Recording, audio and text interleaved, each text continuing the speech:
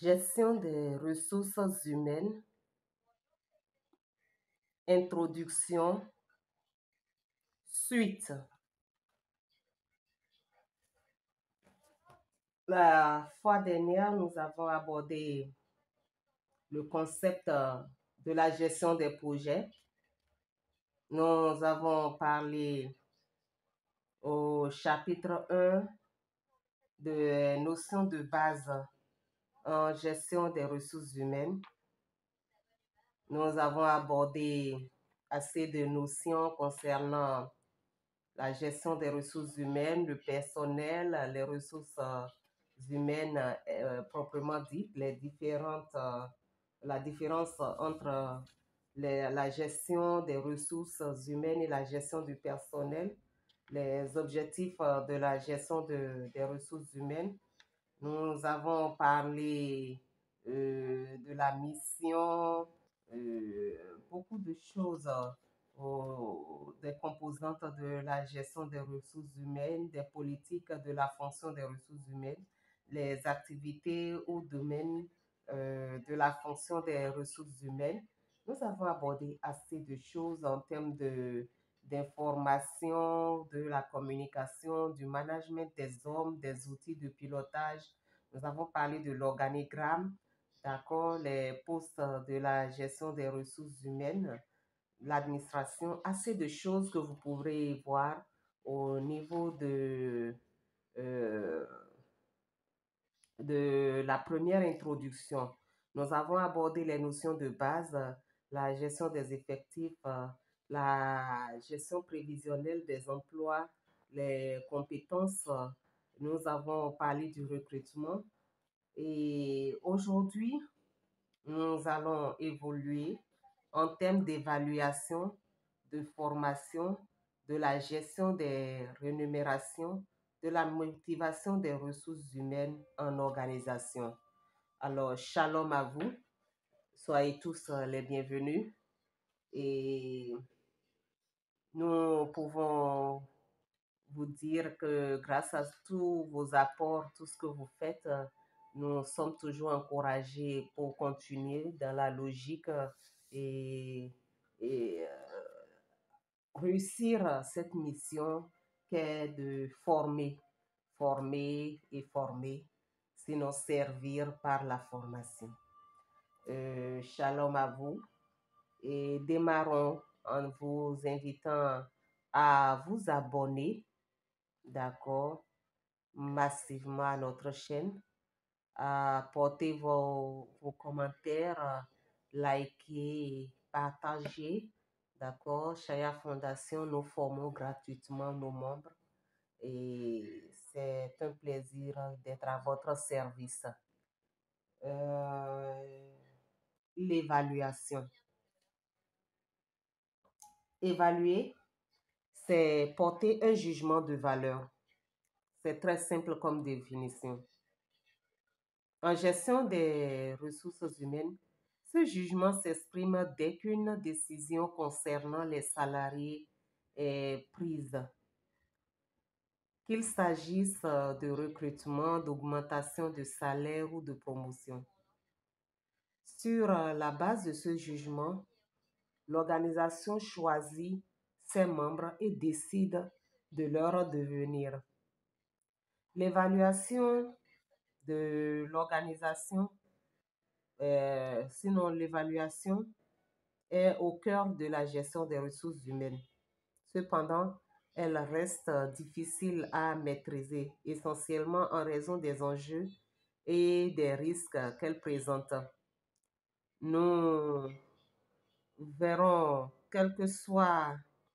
nous verrons que quel que soit le domaine d'application, l'évaluation se présente toujours comme un processus d'évolution, un processus qui se définit lorsqu'on évolue. D'accord? Alors, ce n'est pas quelque chose de statique. L'évolution, les évolutions organisationnelles et les transformations des modes de gestion du travail que nous venons d'évoquer ont transformé les conditions d'évolution des salariés dans les entreprises. Pendant les 30 glorieuses, les salariés étaient évalués au moment du recrutement. Ensuite, sauf accident de parcours involontaire ou de démission, ils étaient à peu près assurés de rester dans l'entreprise. Et pour bon nombre d'entre eux, d'y faire carrière. Aujourd'hui, nous voyons que ce n'est pas le cas parce qu'aujourd'hui, nous sommes dans un monde assez compétitif et libéral. Alors, les dernières décennies 80-90 ont vu une profonde modification de ce fonctionnement au niveau du recrutement. La recherche de flexibilité conduit à recruter de plus en plus pour des durées assez limitées, sur contrat à durée déterminée, d'accord? Et en termes de stage, en termes d'intérim, en termes d'aspiration, donc, ce n'est plus comme auparavant où vous pourriez vraiment faire carrière dans le métier. Aujourd'hui, seuls ceux qui tiennent vraiment à évoluer dans le cadre d'une entreprise, ça donne, sinon ils font réellement carrière. Alors, définissons de façon plus approfondie l'évaluation.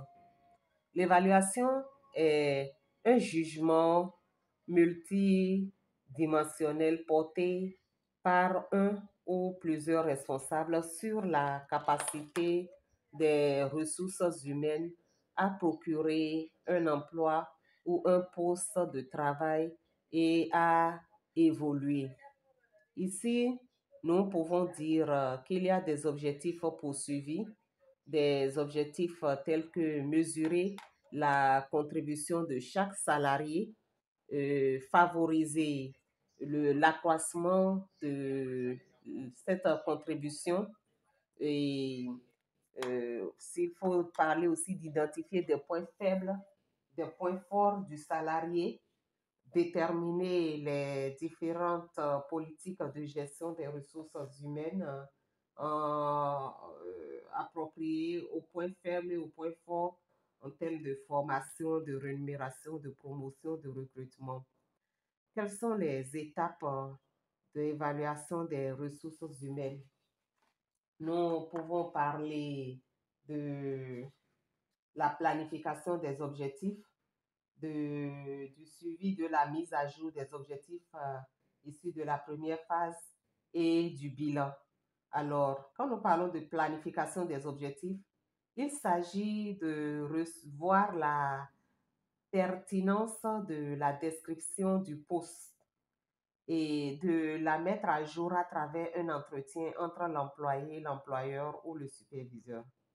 Quand nous parlons du suivi de la mise à jour des objectifs issus de la première phase, l'employé et l'employeur doivent réaliser les attentes auxquelles ils ont été engagés. Et le bilan consiste à permettre à l'employeur et à l'employé de faire le point des tâches accomplies et l'atteinte des objectifs fixés. L'utilité de l'évaluation pour l'employeur, c'est que l'employeur peut connaître le rendement de chaque agent et les réalisations attendues, les sentiments et les problèmes des employés face au travail. Il peut posséder des données objectivement suffisantes pour appuyer les recommandations quant aux promotions et aux augmentations de salaire. Il peut être en mesure de conseiller adéquatement les employés pour favoriser leurs chances. En termes pour l'utilité de l'évaluation pour l'employé peut connaître ses responsabilités et ce qu'on attend vraiment de lui. Et cela lui permet aussi de connaître les objectifs qu'il doit atteindre à l'avenir et de connaître ses possibilités de progrès et de les discuter. Il peut, cette évaluation permet aussi à l'employé de savoir sur quels critères et selon quelles normes ses résultats sont appréciés, euh, de savoir ce que son supérieur pense de son rendement et de savoir quelle formation supplémentaire il devrait acquérir pour être toujours performant. Au niveau de la direction des ressources humaines, l'utilité de l'évaluation permet de disposer des éléments objectifs pour la gestion qualitative et quantitative des emplois, de disposer des éléments pour l'évolution des grilles de qualification et de disposer des éléments pour la gestion des rémunérations et aussi de mieux préparer les formations et la gestion des carrières. Alors, quels sont les modes d'évaluation qu'il existe? Il existe l'évaluation non consensuelle, l'évaluation consensuelle. En termes d'évaluation non consensuelle, le processus d'évaluation met en jeu deux acteurs, à savoir l'évaluateur et l'évalué. L'évaluation non consensuelle, c'est le mode d'évaluation qui exclut l'entretien avec l'évalué. Le rôle de celui-ci se limite au remplissage des fiches d'évaluation. L'analyse, à l'analyse, ce mode d'évaluation, bien que rapide, n'intègre pas toutes les préoccupations de l'agent dans l'exécution de ses activités. Il ne permet pas d'apprécier l'effort qui est fait pour atteindre les objectifs et ignore les difficultés qui ont été rencontrées. De ce fait, les questions de compétences ne sont pas forcément prises en compte. Au niveau de l'évaluation consensuelle est le mode d'évaluation qui intègre à son processus euh, l'entretien avec l'évalué. Elle suppose en début d'exercice la définition des objectifs à atteindre, la mise à disposition des moyens appropriés pour la réalisation du travail et un suivi de la tenue du poste de travail. Les types d'évaluation. Il y a l'évaluation des compétences, l'évaluation des performances, l'évaluation mixte et en termes euh, de méthode d'évaluation. Il y a l'évaluation à 180 degrés, l'évaluation à 330 degrés, l'évaluation à 540 degrés. Et essayons de voir ce que nous entendons par les trois approches d'évaluation des salariés dans une entreprise. L'évaluation des compétences, ce type d'évaluation différencie les critères de compétences selon les types de postes. L'évaluation des compétences professionnelles est l'occasion de faire le point sur les compétences disponibles dans l'entreprise afin de les exploiter intelligemment. Si cette obligation concerne toutes les entreprises, les modalités d'évaluation des collaborateurs peuvent varier. L'évaluation des performances encore est appelée l'évaluation du rendement des employés. L'évaluation des performances est l'occasion pour un manager d'examiner les performances de ses subordonnés directs.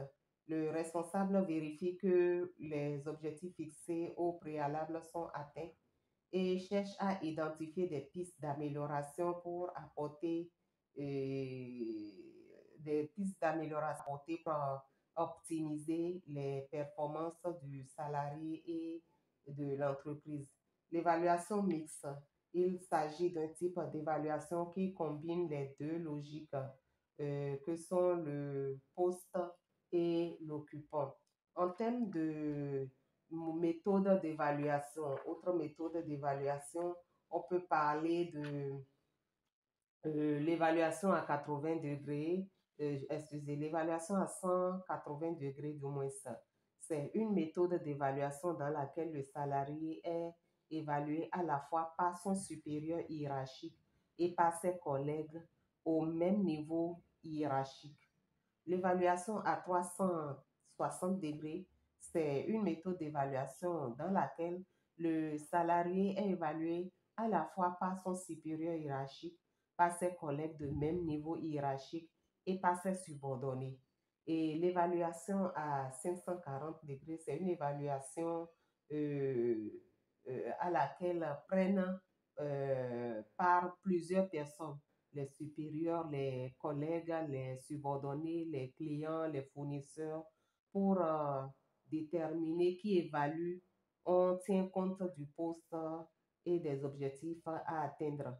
Ce type d'évaluation en termes de 540 degrés permet réellement d'obtenir un portrait complet de l'ensemble des membres du personnel, incluant les membres de la gestion. Cependant, l'équipe doit être assez mature et les relations entre collègues doivent être déjà harmonieuses pour qu'on n'ait pas des évaluations biaisées.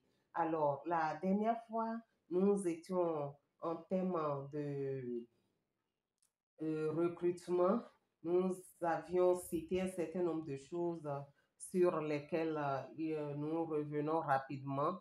Ces genres de choses sont entre autres les coûts de recrutement, les frais au recrutement, les coûts d'intégration. Et il y avait quelques notes auxquelles nous étions en train de parler, quelques notes que nous devions prendre euh, en ce qui concerne la définition du poste. Nous avons fait un bref aperçu là-dessus. Aujourd'hui, nous allons revenir un peu plus en profondeur avant d'aborder la formation et de terminer par la gestion des rémunérations et la motivation des ressources humaines. Alors, revenons un peu en arrière pour quelques notions. La définition du poste. En parlant de définition du poste, elle consiste à définir le besoin de l'organisation euh, euh, et ses exigences quand quant au contenu de l'emploi pour lequel euh, elle recrute, c'est-à-dire les tâches à exécuter. Je reprends un peu pour que cela soit un peu plus clair. La définition du poste, elle consiste à définir les besoins de l'organisation et ses exigences quant au contenu de l'emploi pour lequel elle recrute, c'est-à-dire les tâches euh, à exécuter. Elle comprend trois axes principaux. La mission du poste, situer le poste dans la réalisation des objectifs de l'entreprise, les principales responsabilités, les tâches que le titulaire aura à réaliser et la façon de les réaliser, le positionnement de la structure, situer le poste dans l'organigramme de la structure. Je crois qu'on en avait déjà parlé, mais je reviens là-dessus pour mieux avancer. Et la fiche du poste. En termes de fiche de poste, elle décrit les missions, les activités du titulaire, les missions et les activités du titulaire du poste au sein de l'entreprise. Elle comprend l'intitulé du poste, euh, la place de l'organigramme, les principales missions et responsabilités, les activités et tâches à exécuter, les moyens à mettre en œuvre pour exécuter la tâche, les moyens techniques, matériels, financiers et humains mis à la disposition, les contraintes spécifiques, les conditions d'accès, les possibilités d'évolution vers d'autres postes, le type de contrat, la rémunération. Donc, ici, voyons aussi le profil du poste. Le profil du poste, c'est l'ensemble des qualités intellectuelle, morale, physique, de motivation nécessaire pour occuper correctement le poste en question. Le profil du candidat, voyons encore, pour dire qu'il est relatif à la formation, l'âge, la compétence, l'expérience du candidat. Les formes d'entretien. L'entretien, d'abord, c'est l'entretien de recrutement peut être défini comme un mode de communication.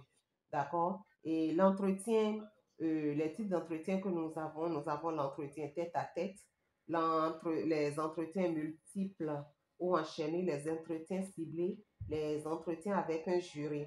Et il y a plusieurs techniques d'entretien.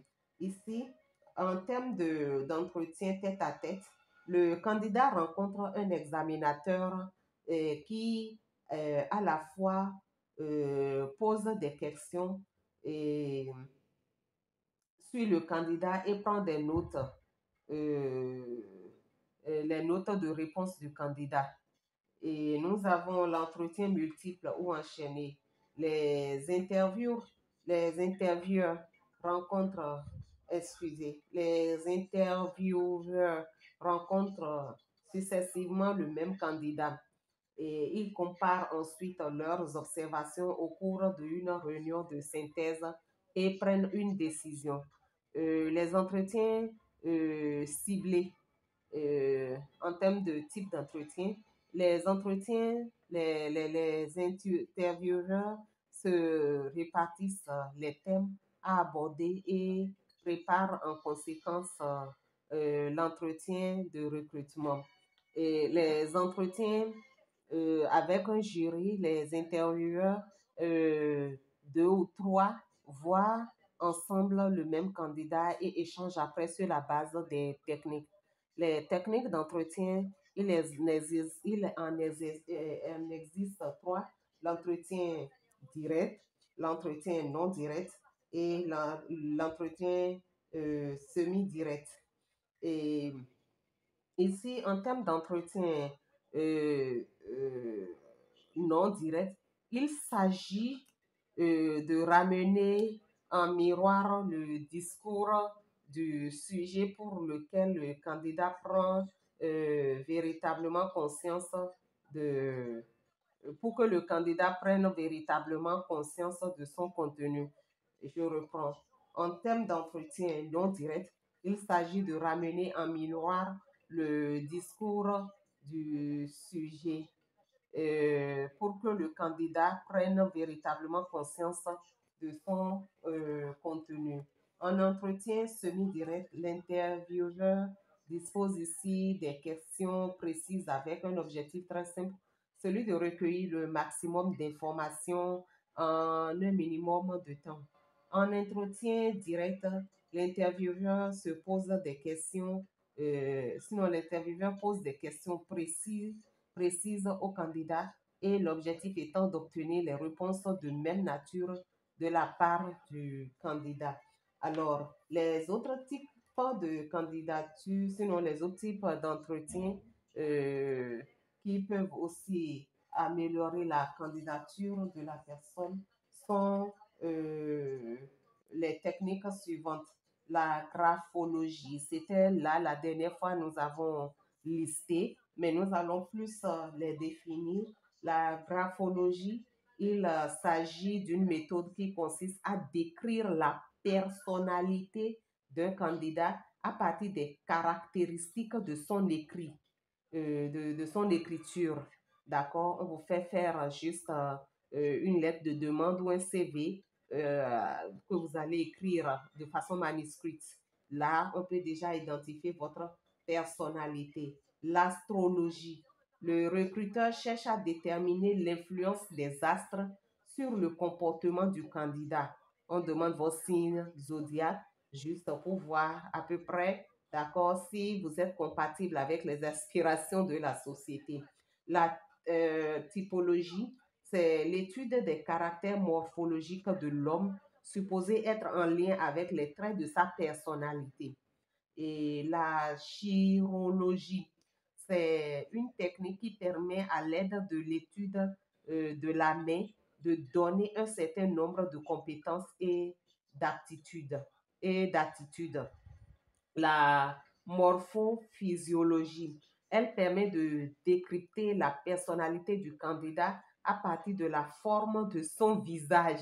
Vous voyez jusqu'à quel niveau, d'accord, un entretien peut aller. La neurologie, ça c'est aussi la numérologie, la neurologie, c'est aussi un certain nombre de choses que les gens utilisent, d'accord, pour voir si vous êtes le candidat qu'il faut pour, pour faire le travail. Alors, les tests éventuels sont les tests d'intelligence, les tests d'aptitude, les tests de personnalité, les tests de mise en situation. Il y a un certain nombre de choses aussi, d'accord, qu'on peut voir. En termes de tests d'intelligence, ils visent à mesurer la capacité d'observation, de synthèse, de raisonnement, d'adaptation du candidat. En termes de tests d'aptitude, les tests d'aptitude, ils visent à mesurer la capacité particulière nécessaire pour réussir dans certains emplois, aisance verbale, capacité d'analyse, capacité de mémoire, d'accord. Les tests de personnalité, ils visent à cerner le caractère le caractère, l'ambition, la sociabilité, le dynamisme du candidat. Les tests de mise en situation, ils visent à juger correctement, sinon concrètement, les capacités et les comportements du candidat en le plaçant dans une situation quotidienne du poste proposé. Alors, comme nous l'avons dit, ça c'était juste un feedback sur les notions que nous avons citées de la dernière fois sans les avoir définies. Aujourd'hui, nous continuons avec l'évaluation, la formation, la gestion des rémunérations, la motivation des ressources humaines en organisation. Nous avons déjà parlé de l'évaluation. Nous abordons maintenant la formation. Qu'entendons-nous par formation et pourquoi est-elle nécessaire en termes de gestion des ressources humaines? Toute organisation possède un patrimoine de talents, de savoir et d'expérience qu'elle s'applique à gérer. Il est nécessaire, après l'acquisition des ressources humaines, d'accroître ce patrimoine et d'assurer sa pérennité grâce à des actions de formation. La formation des ressources humaines est un investissement, il faut le savoir. Je reprends, la formation des ressources humaines est un investissement. Elle permet aux entreprises d'accroître les compétences et la productivité de leur main-d'œuvre en tout en augmentant la qualité de leurs produits et services. Elle est une activité à, euh, à valeur ajoutée qui favorise l'adaptation et la flexibilité des individus face aux défis à relever. La formation et le recyclage. Qu'entendons-nous par ça en termes de formation? La formation, c'est l'ensemble des actions, des moyens, des méthodes et supports planifiés à l'aide desquels les salariés sont incités à améliorer leurs connaissances, leur comportement, leur attitude, leur habileté et leur capacité mentale nécessaires à la fois pour accomplir de façon adéquate leurs tâches et et leurs tâches présentes et futures. C'est un transfert aux salariés de connaissances pour mieux travailler. C'est un transfert de connaissances et de savoir-faire pour permettre aux salariés de bien s'acquitter de leurs tâches. En termes de recyclage, le recyclage est une formation complémentaire dans le domaine de compétences du salarié, sinon de l'agent, en vue de son adaptation à de nouvelles techniques de la tenue d'un poste. Et en termes de formation, nous avons les formations initiales, les formations continues. Les formations initiales sont des formations euh, destinées ce sont des actions de formation destinées à favoriser l'intégration d'un agent dans un corps de fonction. D'accord? Ça peut être un corps de fonction public ou un corps de fonction privé. La formation continue est considérée comme l'ensemble des mécanismes et dispositions par lesquels les employés sont appelés à s'adapter aux changements structurels et aux variations de l'organisation de travail. Elle a pour but l'adaptation et la promotion professionnelle et sociale des travailleurs. Elle confère aux travailleurs une qualification nouvelle et leur permet d'accéder aux différents niveaux de culture et de qualification professionnelle. Euh, Qu'entendons-nous par formation générale et par formation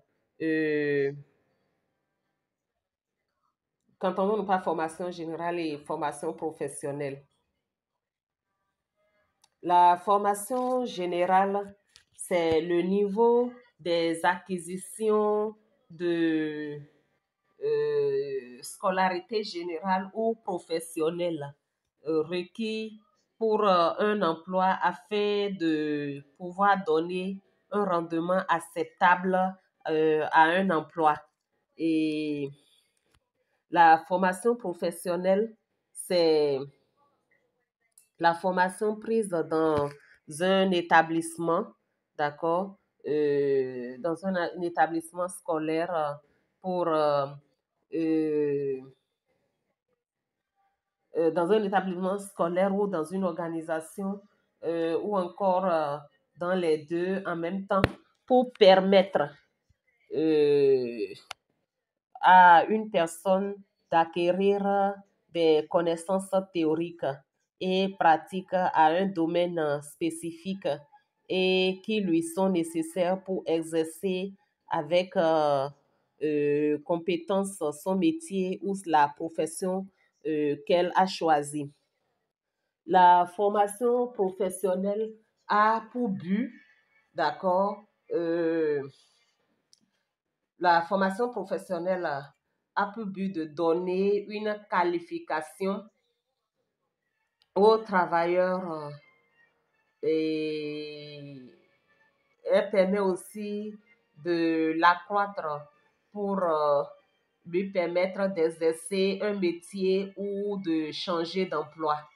Donc, toute structure peut offrir des formations professionnelles, tout comme aussi des formations générales. Nous pouvons aussi donner l'intérêt des formations. La formation est à la base de la plupart des améliorations de la performance de l'organisation. Elle présente les intérêts suivants. L'amélioration de la qualité du travail, l'amélioration de la qualité du produit et l'amélioration de la technique des agents. Les intérêts d'action de formation peuvent également être répertoriés en fonction des bénéficiaires.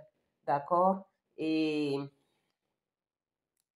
on peut distinguer l'intérêt pour la structure, euh, pour le salarié, pour l'économie tout entière de l'entreprise.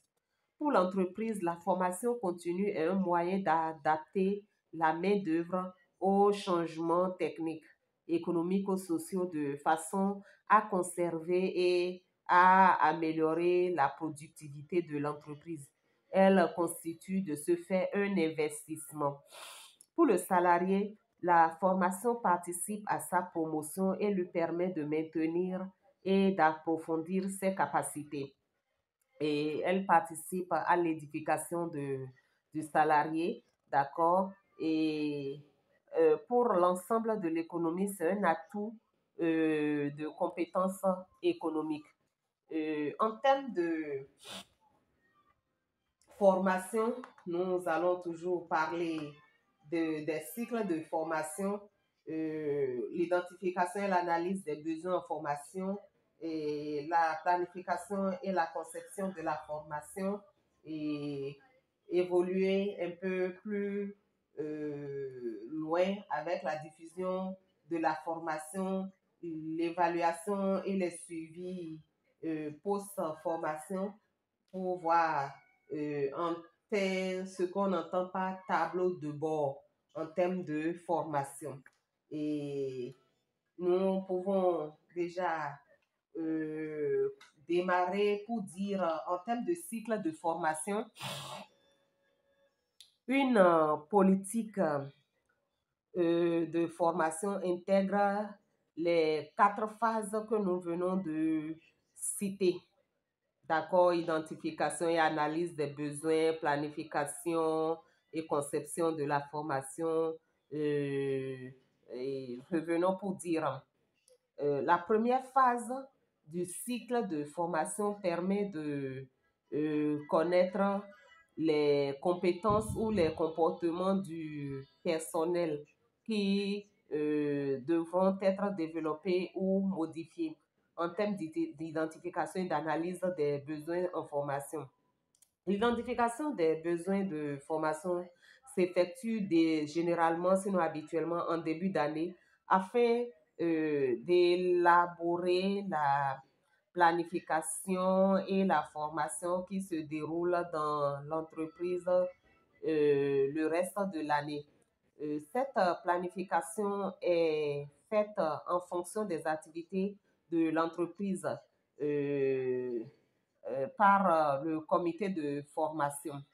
Ainsi, ce comité a comme principale tâche d'identifier les besoins de formation, les planifier et de pourvoir au bon fonctionnement des formations offertes.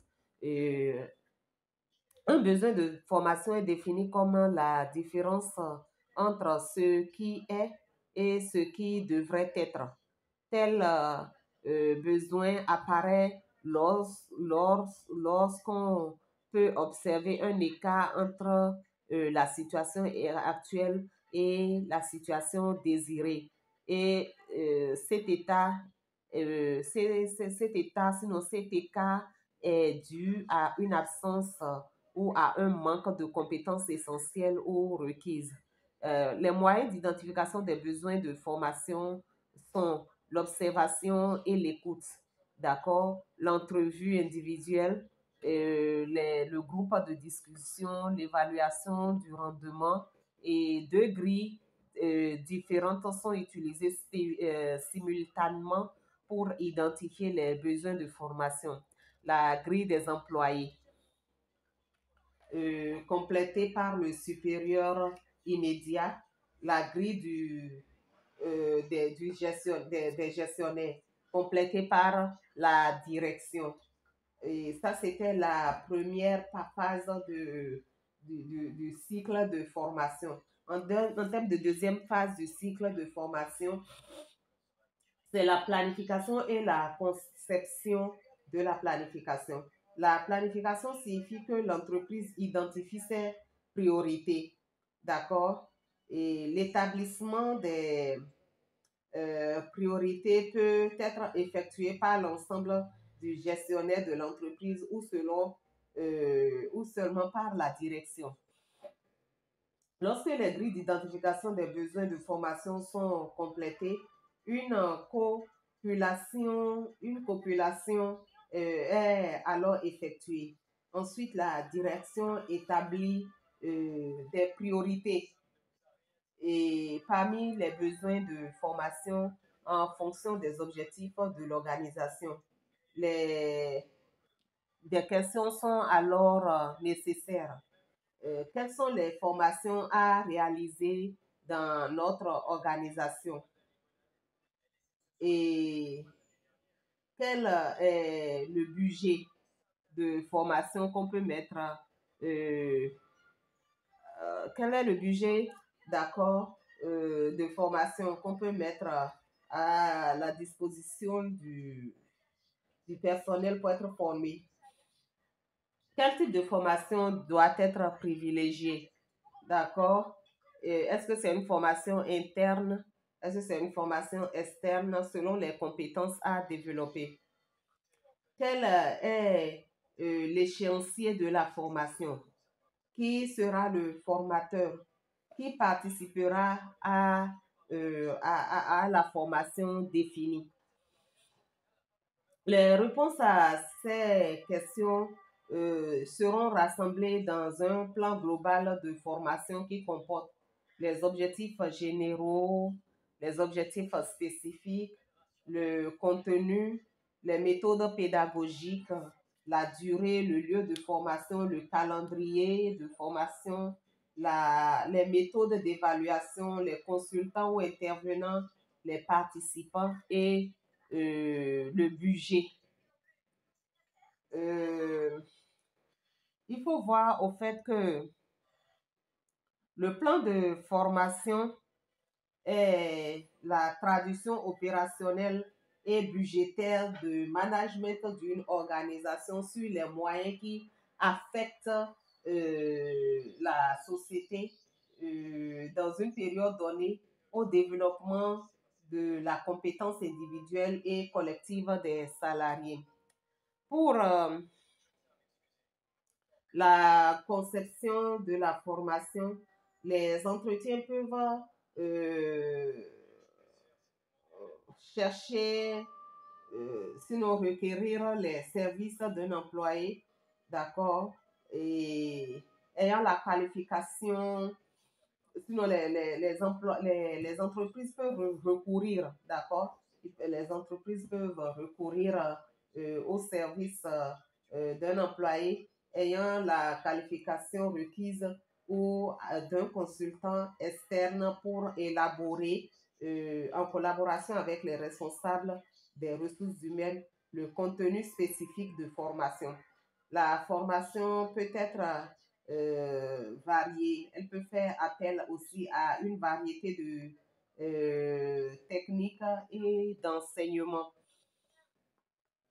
Nous continuons encore pour ce qui est du cycle de formation. La troisième phase, c'est la diffusion de la formation.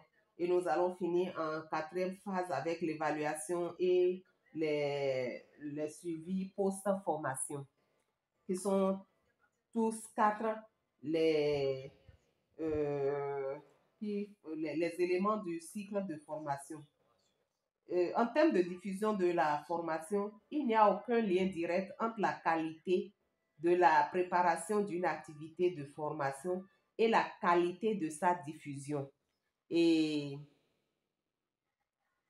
nous pourrons dire, une fois que le contenu de la formation a été développé, l'entreprise doit veiller à une diffusion efficace. D'accord? L'entreprise doit veiller à une diffusion efficace. Lorsque l'ampleur de la formation requiert la responsabilité et, de la responsabilité de la diffusion peut être confiée à plusieurs personnes. De plus, il faut prévoir le matériel nécessaire tels que les rétroprojecteurs, l'ordinateur, le tableau, les crayons, les feuilles, les tableaux à feuilles mobiles pour favoriser le succès de la formation, d'accord, la salle de formation, tout ce qu'il faut, d'accord. L'évaluation et le suivi post-formation, sinon les suivis post-formation. La diffusion d'une activité de formation occasionne des investissements importants en termes d'énergie, en termes de temps, d'argent, en termes de ressources pour l'entreprise. Et il est donc essentiel pour l'organisation de procéder à une évaluation de la formation et de mesurer les rendements obtenus de ces investissements. Plus spécifiquement, l'évaluation de la formation permet de vérifier si les objectifs fixés au départ ont été atteints en comparant les objectifs d'apprentissage aux résultats obtenus en termes de situation de départ à la nouvelle situation. Il est possible de juger à quel point l'activité de formation a été bénéfique pour les employés et si celle-ci s'est traduite par des retombées concrètes pour l'entreprise. Ici, on peut voir certains éléments d'analyse pour l'évaluation. La participation, est-ce que les participants ont apprécié la formation? Les participants ont-ils acquis de nouvelles connaissances? Les participants appliquent-ils les nouvelles techniques ou méthodes dans leur réalité de travail? Quel est l'impact de la formation sur la performance de l'entreprise?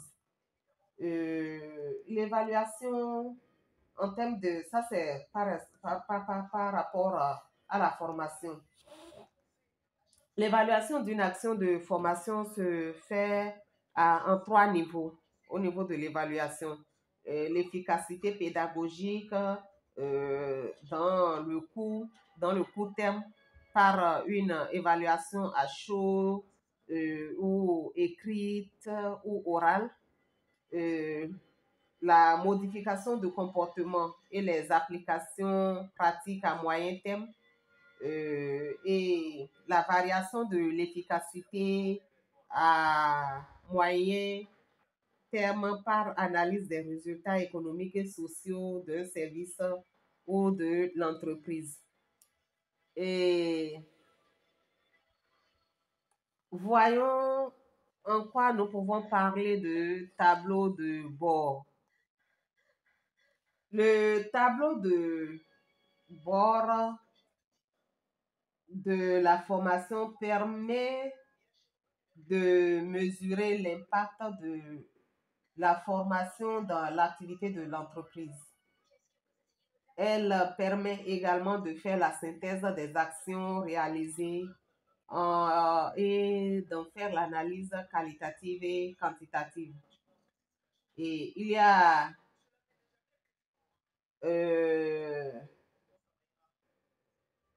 on trouve quelques principaux indicateurs de pilotage de la formation dans le tableau de bord. Et lorsque nous allons évoluer plus loin, nous allons plus nous approfondir là-dessus. En termes de rémunération, j'espère nous évoluons et que la compréhension suit. N'oubliez pas de vous abonner à notre chaîne, de commenter, d'aimer, de liker, de partager et de soutenir nos travaux. Et sachez que les formations sont totalement gratuites et cela nous donne du réconfort de voir que vous appréciez ce que nous faisons. Nous sommes ici sur l'introduction à la gestion des ressources humaines. C'est la deuxième partie de l'introduction. La première partie était se trouve dans le premier audio. Et nous sommes en deuxième partie actuellement. Nous allons finir pratiquement dans quelques minutes. Et il est vraiment important de prendre en compte ce que nous faisons parce que cela vous aide énormément, surtout en termes d'entreprise. Chaya Fondation, nous donnons plusieurs formations. Nous donnons les formations dans nos domaines de prédilection et c'est très bien de nous soutenir. La rémunération en termes de gestion des ressources humaines.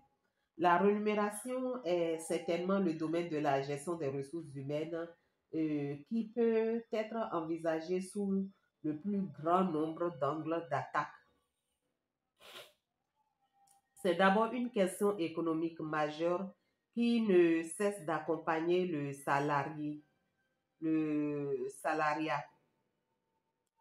La capitale en termes de... Non, ici, je reviens pour dire la rémunération, c'est une question économique majeure et ça accompagne le salariat. La critique du capitalisme proposée par Karl Marx dès le 19e siècle et qui s'appuie sur la remise en question de la captation de la plus-value par les actionnaires constitue ainsi une approche encore mobilisée de nos jours lorsqu'il s'agit d'aborder la problématique de la répartition de la richesse. Cela fait donc de la rémunération un point central des relations professionnelles, mais aussi de manière concomitante du droit social qui n'a eu de cesser de réglementer qui n'a cessé de se réglementer pour équilibrer et apaiser ce domaine. Cela se traduit aussi par d'une manière comptable. Cela se traduit d'une manière comptable au travers de l'établissement des bulletins de paye notamment. Et enfin, la rémunération soulève des questions d'ordre psychologique et managérial. Et il faut voir qu'il est important de connaître les besoins des individus, de savoir dans quelle mesure la rémunération constitue donc un facteur de motivation ou non au travail.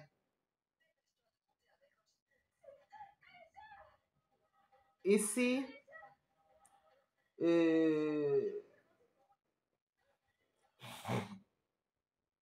il faut dire que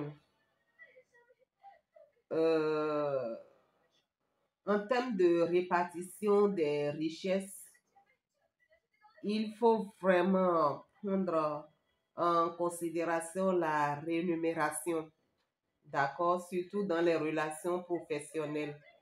Et il faut aussi voir qu'il est vraiment important de réglementer ces rémunérations pour mieux diriger les entreprises. Qu'entendons-nous par rémunération? Quels sont les objectifs de la rémunération et quelles en sont les composantes? La rémunération consiste à payer une somme à une personne en contrepartie d'un travail effectué dans une entreprise ou en contrepartie d'un service rendu. La rémunération pour le salarié, c'est la contrepartie du travail effectué. La rémunération est pour l'entreprise un des coûts majeurs de production. La rémunération, c'est l'un des coûts majeurs de production. Alors, la rémunération est un moyen, c'est l'un des moyens qu'une organisation possède pour retenir ses meilleurs éléments et attirer de nouveaux candidats à rejoindre ses effectifs. C'est un élément de la structure du contrat sans lequel il n'y aurait pas de contrat. Dans le vocabulaire courant, on le désigne par salaire, d'accord? Et dans le vocabulaire, comment on appelle courant, la rémunération peut être définie par salaire, solde, appointement, salaire minimal. Et en termes de salaire, nous pouvons parler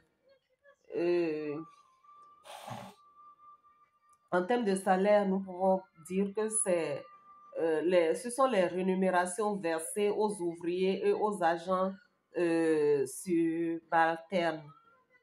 L'appointement, ce sont les rémunérations des employés cadres et hauts cadres.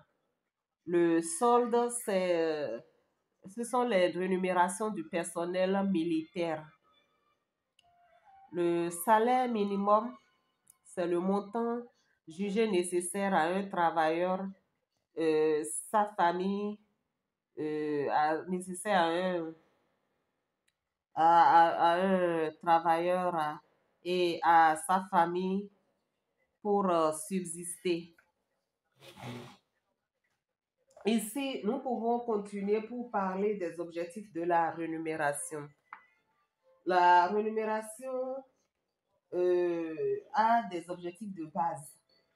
L'objectif de base de la gestion de la rémunération est de répondre aux besoins des employés et de l'organisation. Les objectifs de la rémunération sont acquérir du personnel qualifié, conserver les employés actuels, assurer l'équité entre les salariés, récompenser les salariés les plus performants, contrôler les coûts, se conformer aux réglementations légales, faciliter la compréhension, motiver le personnel, prendre en compte toutes les compétences.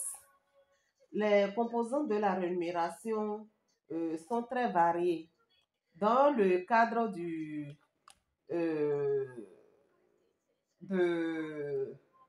dans notre cadre, nous allons évoluer les salaires de base, nous allons évoquer du moins ça, les salaires de base, les heures supplémentaires, les primes, les indemnités, les avantages, un certain nombre de choses. Alors, le salaire de base, c'est quoi? Le salaire de base est l'élément essentiel du contrat de travail qui lie le salarié à l'entreprise. Traditionnellement, le salaire de base rémunère le travail fourni, le nombre d'heures et la qualification du salarié. Le salaire de base peut être fixé au temps ou au rendement. Lorsque le salaire de base est fixé au temps autant le salaire, autant est un salaire honoraire. Le salaire mensuel est obtenu en multipliant le nombre d'heures de travail par le taux horaire. Il faut voir que on fait S égale N fois TH.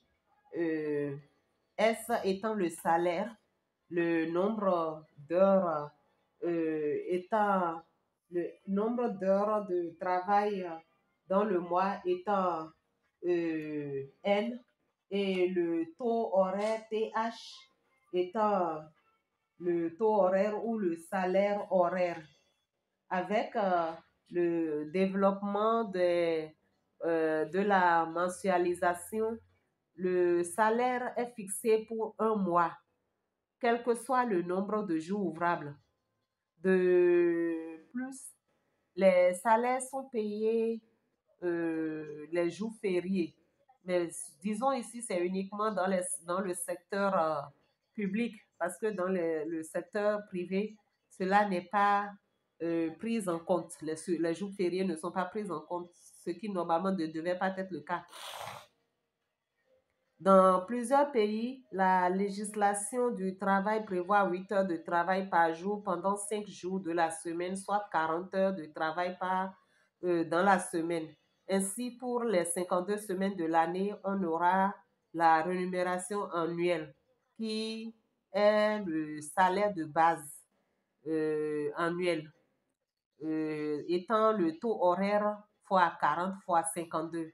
En conséquent, le salaire mensuel de base est le salaire mensuel de base, c'est-à-dire le salaire annuel divisé par 12. Le salaire de base annuel divisé par 12. Et le salaire mensuel revient donc à au taux horaire fois 173,33, c'est-à-dire les 52, les 42, les 40 fois 52 sur 12. D'accord? Donc, ça, c'est pour calculer le salaire de base. Vous pouvez vous rapprocher de nous dans le commentaire pour mieux comprendre. D'accord? Le salaire au rendement, c'est le salaire lié à la qualité du travail. Vente réalisée, nombre de pièces fabriquées. Alors, ce salaire se fait N fois PU.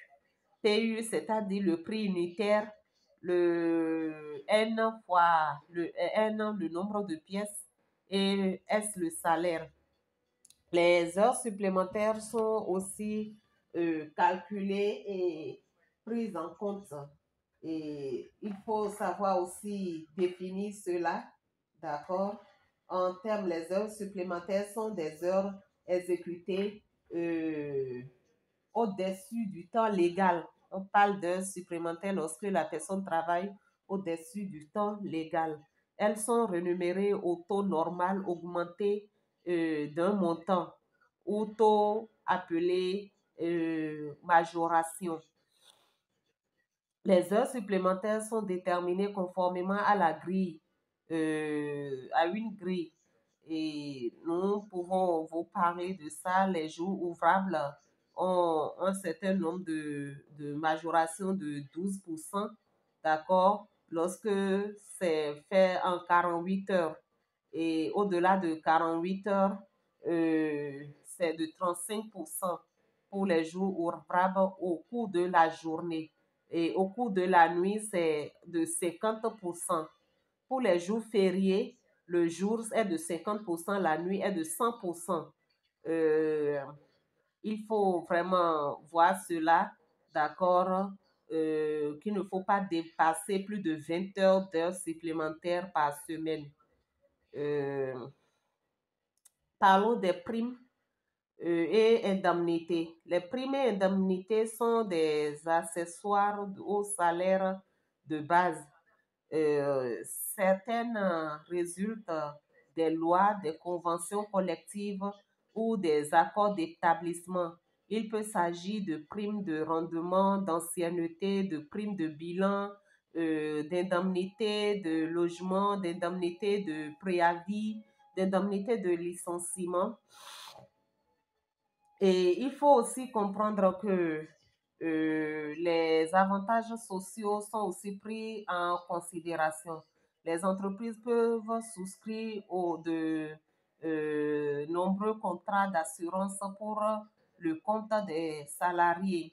Assurance maladie, assurance accident de travail et autres. D'accord, je vois assurance décès, c'est tout un ensemble. Et ici, il faut voir les avantages en nature. Les avantages en nature sont des biens ou des services fournis aux salariés de l'entreprise gratuitement par l'employeur ou moyennant une participation inférieure à la valeur réelle. Il peut s'agir de voitures, de téléphones, d'accord, et dans une entreprise, il faut savoir calculer le salaire brut. Il faut savoir calculer les cotisations, les obligations, les versements du patronat, les retenues facultatives, les salaires nets et savoir prévoir la fiche de paye. Nous pouvons en parler, mais brièvement, d'accord, en termes de calcul du salaire. Comment se calcule le salaire brut? Il est constitué de salaire de base augmenté de tous les avantages. Il constitue l'assiette de calcul des diverses retenues et charges. Salaire brut égale salaire de base plus avantage, c'est-à-dire prime, indemnité, heures supplémentaires. Les retenues obligatoires sont quoi? Qu'est-ce qu'on entend par retenue obligatoire? Nous avons les IST ou impôts sur traitement de salaire. L'impôt est calculé par l'application à la base d'imposition salaire brut des taux progressifs suivants. 0% pour la tranche inférieure ou égale à 60 000, 10% pour la tranche comprise entre 61 et 150 000, 15% pour la tranche comprise entre 151 000 et 200 000 francs, 250 000 francs. Je parle en termes de francs CFA, 19% pour la tranche comprise entre 251 000 et 500 000 francs et 30% pour la tranche supérieure à 500 000 francs. Et ça, c'est pour les retenues obligatoires. Nous avons des cotisations en termes de part ouvrière, en termes de part patronale. La part ouvrière est de 3,6% du salaire brut non arrondi. Et la part patronale est de 19,4 ou de 16,4 du salaire brut non arrondi comprenant les allocations familiales qui sont à 9% du salaire brut, les risques professionnels de 1 à 4% du salaire brut, les pensions de retraite de 6,4% du salaire brut. Le versement patronal sur salaire. Le versement patronal sur salaire est de 4% du salaire brut. Il faut noter que pour calculer les versements sur salaire et l'impôt sur le traitement et salaire, le salaire brut est arrondi de francs inférieurs. D'accord? On prend en considération toutes les virgules et autres. Retenue facultative. Qu'entendons-nous par ça? Il s'agit des avances au acompte et des oppositions. Le salaire net. Salaire net égale salaire brut moins retenue obligatoire moins retenue facultative. Tout cela doit être calculé avant d'établir la fiche de paye. Alors, qu'entendons-nous par fiche de paye?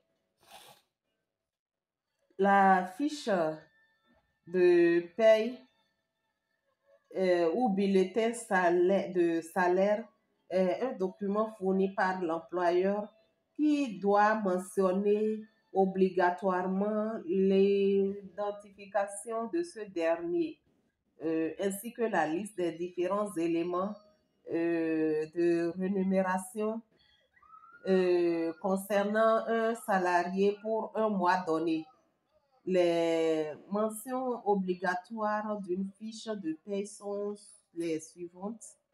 Le nom et le prénom du salarié, éventuellement son adresse, le nom et la raison sociale et l'adresse de l'employeur, le numéro d'immatriculation du salarié, la date du paiement, la période pour laquelle le paiement est effectué, le classement du travailleur dans la classification professionnelle, le montant du salaire, les heures supplémentaires, les primes et indemnités, les différentes retenues, le total de la rémunération nette à prévoir.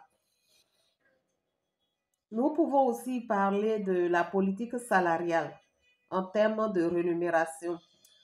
Il s'agit de développer une politique salariale et c'est doter le thème développer une politique salariale, c'est doter l'entreprise d'un véritable système de gestion de rémunération. D'autre part, les objectifs de la politique salariale. La politique salariale permet d'éviter tout risque de dérapage économique, d'accord, dans l'entreprise. Ça permet de modifier, de mobiliser et de motiver les ressources humaines. Ça permet de fidéliser les ressources humaines. Ça permet d'attribuer, sinon d'attirer de nouveaux collaborateurs. Il faut savoir que la politique salariale doit être équitable, compétitive et surtout flexible et que cela doit stimuler. Il faut voir aussi les contraintes de la politique salariale. Il y a les facteurs internes à l'entreprise, la nature de l'emploi, la nature de l'employé, la capacité à payer l'organisation. En termes de nature de l'employé, il faut voir les compétences et les rendements. Et il faut qu'on voit aussi la productivité de la main-d'œuvre, les exigences salariales, les exigences syndicales, les motivations, la culture de l'entreprise. En termes de facteurs externes pour ce qui est des contraintes de la politique salariale, il faut voir le marché du travail, les législations gouvernementales, le coût de la vie, la structure industrielle de la région. Et qu'entendons-nous par masse salariale? La masse salariale se définit comme la totalité des dépenses engagées par l'entreprise au titre de la rémunération du travail. On distingue la masse salariale totale, la masse salariale fixale, la masse salariale versée aux salariés. La détermination de la masse salariale totale est fonction de la capacité de l'entreprise à payer des salaires. Les factures d'évolution de la masse salariale prennent en compte les mouvements d'effectifs, les promotions, les différentes formes de contrats, les primes, les charges sociales.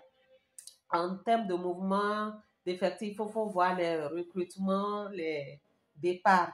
Et les factures d'évolution de la masse salariale sont diverses. Les variations observées sont les conséquences de la décision passée ou future et qui sont liées à la politique de l'emploi et de la rémunération. D'accord? Il faut aussi voir en termes de factures d'évolution de la masse salariale, il faut voir les augmentations générales, les augmentations individuelles. Et il faut aussi prendre en considération les glissements, les vieillissements, la technicité. En termes d'augmentation générale, Les augmentations générales touchent tous les salariés de l'entreprise et ne sont pas nécessairement uniformes. Elles peuvent concerner aussi certaines catégories de travailleurs. Elles ont pour objectif de maintenir le pouvoir d'achat du salarié, d'accord, le maintien du pouvoir d'achat du salarié. La formule de calcul peut permettre de conserver la hiérarchie en appliquant un pourcentage d'augmentation à tous ou de modifier la hiérarchie et réduire les écarts entre les hauts et les bas salaires en versant un montant identique à tous les salariés. Les augmentations individuelles, elles peuvent se répartir en trois catégories en termes de glissement, de vieillissement, de technicité. Elles sont exprimées en pourcentage de la masse salariale de l'ensemble d'une population. Qu'est-ce qu'on entend par glissement? Le glissement, Selon les glissements, ce sont les augmentations individuelles au mérite accordé aux travailleurs sans que leur qualification ou la nature de leur travail ait changé. Elles sont indépendantes et elles sont indépendantes de toute promotion. D'accord? En termes de vieillissement, c'est l'évolution de la rémunération due à l'augmentation individuelle des taux de prime d'ancienneté ou d'application d'une grille d'augmentation automatique. En termes de ce sont des augmentations individuelles liées au changement de modification, de qualification d'un agent. On parle, les promotions sont en règle générale un impact immédiat sur le salaire. Que comprenons-nous au niveau de l'évolution en niveau et en masse? L'impact des mesures d'augmentation euh, s'apprécie en niveau et en masse. L'évolution en niveau, c'est le pourcentage d'évolution de la rémunération instantanée d'une personne ou d'un groupe de personnes entre deux dates données. La mesure s'effectue souvent de décembre à décembre. Dans la détermination de l'évolution en niveau, il n'est pas pris en compte ce qui a pu se passer entre les deux dates. L'évolution en masse, c'est pour le pourcentage d'évolution de la masse salariale annuelle d'une personne ou d'un groupe de personnes pour deux périodes données. Cette évolution s'analyse généralement d'une année par rapport à une autre. On peut aussi voir l'évaluation à court terme. L'évolution à court terme, on avait parlé de l'évolution en niveau et en masse. On avait parlé des augmentations individuelles et on avait aussi abordé l'augmentation générale. Donc, nous parlons maintenant de l'évolution à court terme. Et en termes d'évolution à court terme, nous aurons l'effet de report, l'effet Noria et nous allons après aborder la structure de l'entreprise. L'évolution de masse salariale résulte des décisions prises pour l'exercice et euh, effets induits qui sont de deux types. Ces effets sont les conséquences sur l'évolution des masses salariales. On parle des décisions prises au cours d'une période antérieure, effet report ou des modifications quantitatives et qualitatives ou qualitatives de la population étudiant deux périodes de référence, effet Noria et effet structure. En termes de effet de report. Lorsque les augmentations sont accordées au cours d'une année, euh, on a N.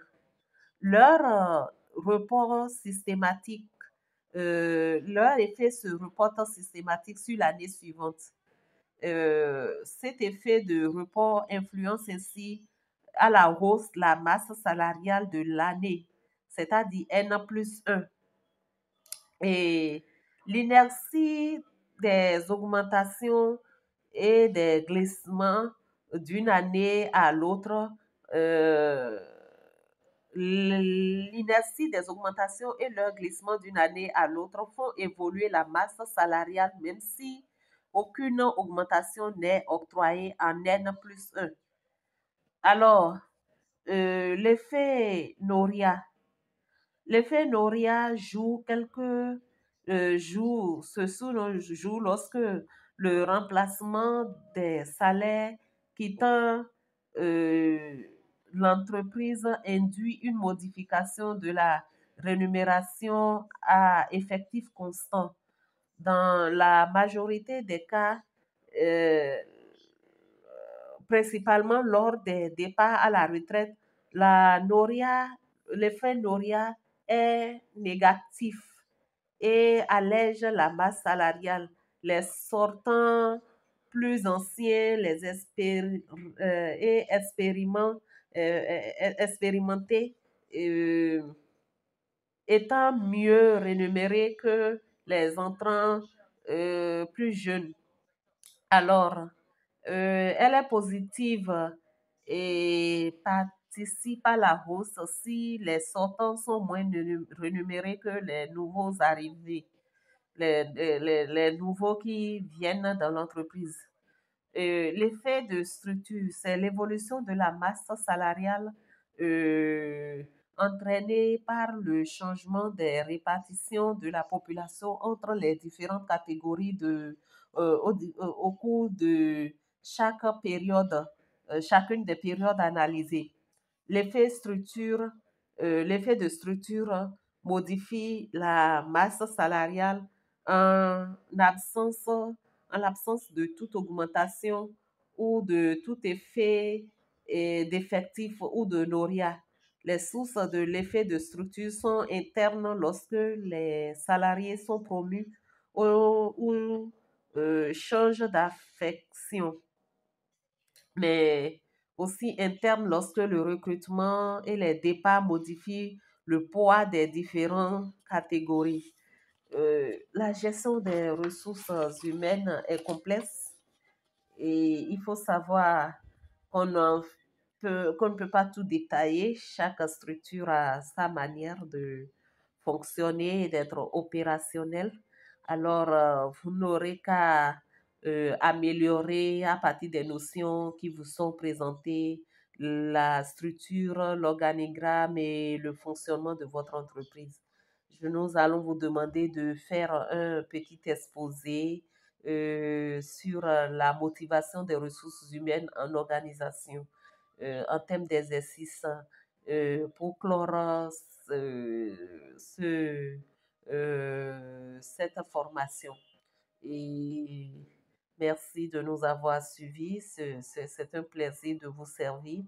N'oubliez pas de vous abonner, de rester avec nous pour la suite de toutes nos formations. Merci.